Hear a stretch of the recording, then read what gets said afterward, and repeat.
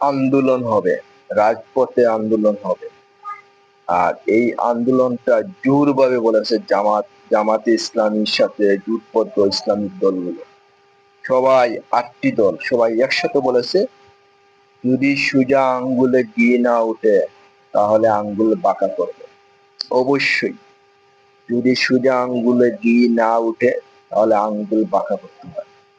BNP যদি এই জনগণের ভালোর জন্য জুলাই সনদ, দেশের মানুষের ভালোর জন্য যদি জুলাই সনদ নির্বাচনের আগে এটা যদি প্রাতিষ্ঠানিক পরিপূর্ণতা না দেয়, তাহলে এটা অবশ্যই জনগণের সাথে প্রতারণা হবে। কারণ নির্বাচনের সময় হ্যাঁ না ভোটের ওই সময় সমস্যা হবে। অলরেডি বিএনপির ভিতরে যেভাবে দ্বন্দ্ব মারামারি হয়েছে, নির্বাচনের সময় এর চেয়ে 3 গুণ পরিমাণ হবে। তাই নির্বাচনের আগে অবশ্যই হ্যাঁ না ভোট কোনো ভোট হতে হবে। কারণ জুলাই সনদ জনগণের কথা বলে, অবশ্যই হা ভোট জিতবে। সেই সাথে বিএনপি যে না বলেছে তার পরাজয় হবে 100%।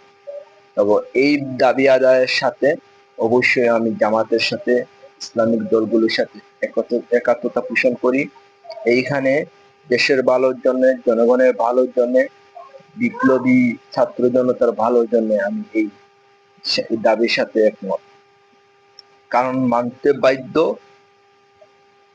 এটা জনগণের কথা।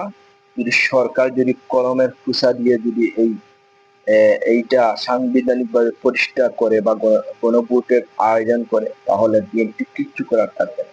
শুধু সরকার এটা করতে হবে।